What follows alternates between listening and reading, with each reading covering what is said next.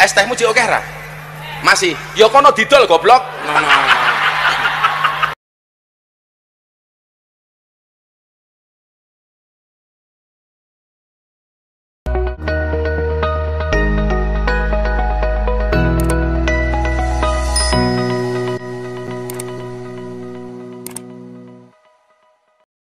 Pertemuan kali ini saya akan menanggapi tentang video viral yang beredar di mana Gus Miftah dengan latah saya katakan mencaci seorang pedagang es ketika sedang mengadakan sebuah pengajian di Tegalrejo, kalau tidak salah informasinya seperti itu. Di mana ketika itu ada seorang pedagang es yang menjajakan dagangannya di tengah-tengah kerumunan jamaah.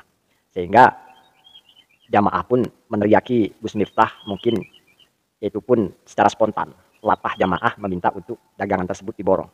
Nah, tetapi jawaban Gus Miftah juga saya katakan adalah latah, hal yang tentu tidak disengaja dan seketika, sehingga dia tidak sadar bahwa beliau adalah tokoh figur di mana beliau adalah menjadi sorotan. Hal yang ingin saya tanggapi dan ingin saya sampaikan, yang pertama adalah saya menyayangkan tentang perilaku yang ditunjukkan oleh Gus Miftah, di mana tentu beliau seringkali saat ini menjadi sorotan publik, sehingga sedikit saja kesalahan pada diri beliau ini viral. Dalam hal ini ya sebetulnya harus waspada, harus hati-hati dan teliti, tidak gegabah, sehingga dalam konteks suasana seperti apapun bisa terkendali walaupun dengan bahasa lelucon, sehingga hal-hal yang negatif seperti ini tidak terjadi.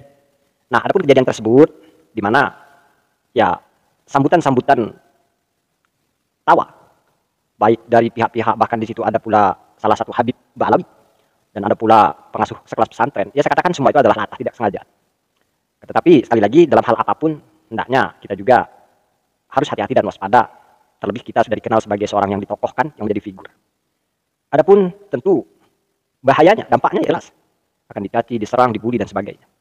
Padahal hakikatnya ya belum tentu pula itu mutlak dibenarkan.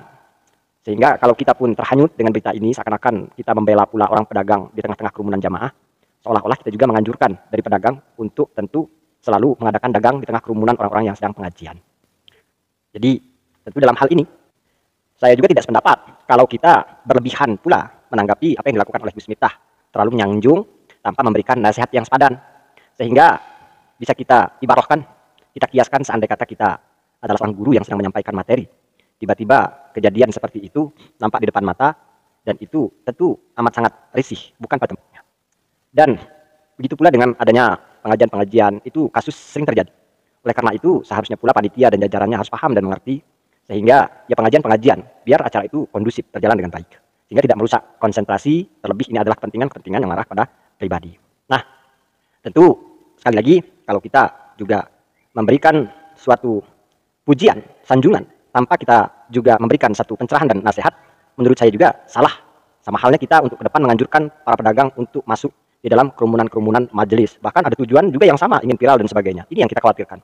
Jadi nasihat tetaplah kita bijak untuk menasihati agar tentu semua ini berjalan dengan seimbang dan sepadan. Kita tidak menyalahkan orang untuk ikhtiar usaha berdagang, kan, tetapi ada tempat, ada fasilitas, tentu di situ juga kita bisa melihat konteks di mana yang jelas antara kemaslahatan dan kemudaratan itu harus ditimbang, sehingga apa kemudaratan-kemudaratannya kalau andai kata yang terjadi ada orang yang jajakan dagangan-dagangan ke tengah kerumunan, yang jelas adalah konsentrasi itu akan buyar, dan orang yang menyampaikan tausiah seakan-akan nanti tidak dianggap. Itu pasti terjadi. Sehingga jangan salah, sahabat-sahabatku, saya bukan anti orang yang ikhtiar, saya tidak pula membenarkan kalau pembelaan itu tanpa ada landasan ya nasihat juga, pembelajaran juga pada pihak-pihak terkait. Nah, oleh karena itu marilah tentu kita semua berpikir yang cerdas, yang bijak, agar kita tahu keberadaan, tahu posisi, sehingga hal-hal semacam ini tidak terulang kembali. Nah, saya ceritakan lagi kasus-kasus itu sering kali terjadi. Kadang mereka yang menjajakan kipas, ada yang menjajakan dagangan-dagangan di mana orang-orang yang anaknya nangis, ribut. Ada pula jamaah itu padahal tidak dalam kondisi siap, dia bawa anak, kemudian dengan adanya situasi seperti itu hingga terjadi kegaduhan, hal-hal yang tentu merusak dalam tatanan kita sedang mengaji.